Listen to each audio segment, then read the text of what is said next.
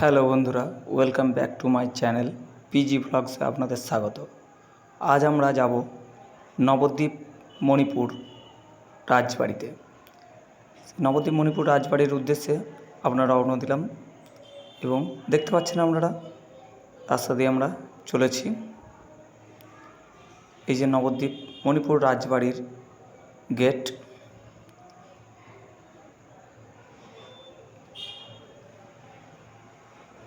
মণিপুরের রাজা একসময় নবদ্বীপ এসে দিন যাপন করতেন। তিনি এখানে এই রাজবাড়ি নির্মাণ করেছিলেন। পরবর্তীকালে এখানে অনুমহাপ্রভু চৈতন্য মহাপ্রভুর মূর্তি বা কৃষ্ণ মূর্তি প্রতিষ্ঠা করেন। এটি রাজবাড়ির গেট আপনারা দেখতে পাচ্ছেন। গেটের দুপাশে জগায় ও মাথায় ওপরে সিংহ।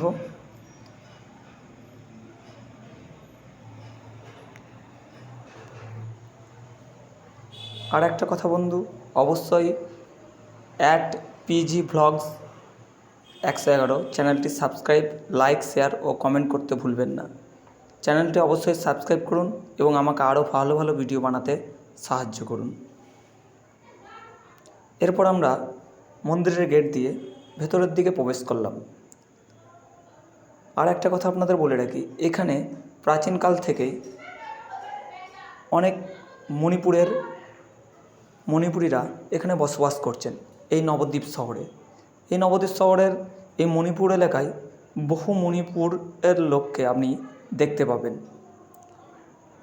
স্থানীয় বাসিন্দা হিসাবে। এরপর আমরা ধীরে ধীরে মণিপুরের যে শ্রীমন্দির সেখানে এগিয়ে গেলাম।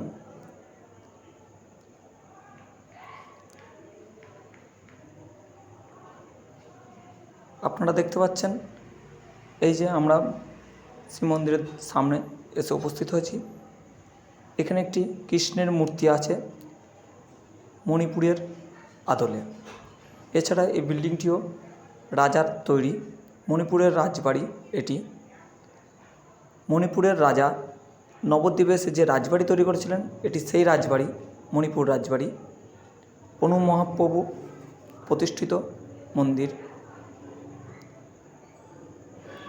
যা বর্তমানে অনু মহাপ্রভু মন্দির নামেই পরিচিত। আবার অনেকে রাজবাড়ি নামেও অভিহিত করেন।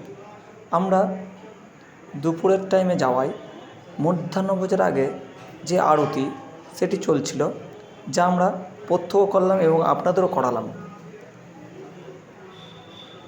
বিভিন্ন ভগবানের কথার মধ্যে দিয়ে সেই মধ্যাহ্ন আরতি চলছিল।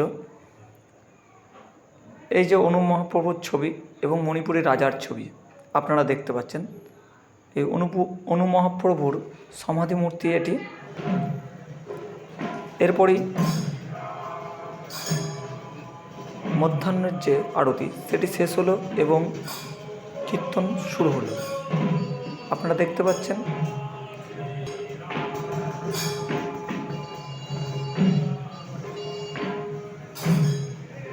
কি অপূর্ব লাগছিল দৃশ্য। সুদূর মণিপুর থেকে এসে এখানে তারা বসবাস করছেন এবং বর্তমানে নবদ্বীপে তারা স্থায়ী বাসিন্দাও হয়েছেন। এরপর আপনারা দেখতে পাচ্ছেন এই মণিপুরীদেরই একটি পদ্মপুকুর, যেখানে পদ্ম ফুল পাওয়া যায়। আপনি আশেপাশে যে সমস্ত ঘরবাড়িগুলো দেখতে পাচ্ছেন প্রত্যেকটি এই মণিপুরের বাসিন্দাদের। এই মণিপুরের প্রত্যেক বাসিন্দাই মণিপুরী। এছাড়াও আপনারা এই যে বিল্ডিংটি দেখতে পাচ্ছেন এখানে থাকবার ব্যবস্থা আছে। আপনারা অবশ্যই থাকার জন্য ঘর ভাড়া নিতে পারেন, সুলভ মূল্যে পাওয়া যাবে। এরপরই আমরা গেট দিয়ে বেরোবার সময় চোখে পড়ল একটি শিব মন্দির। আমরা ধীরে ধীরে এগিয়ে গেলাম শিব মন্দিরের দিকে।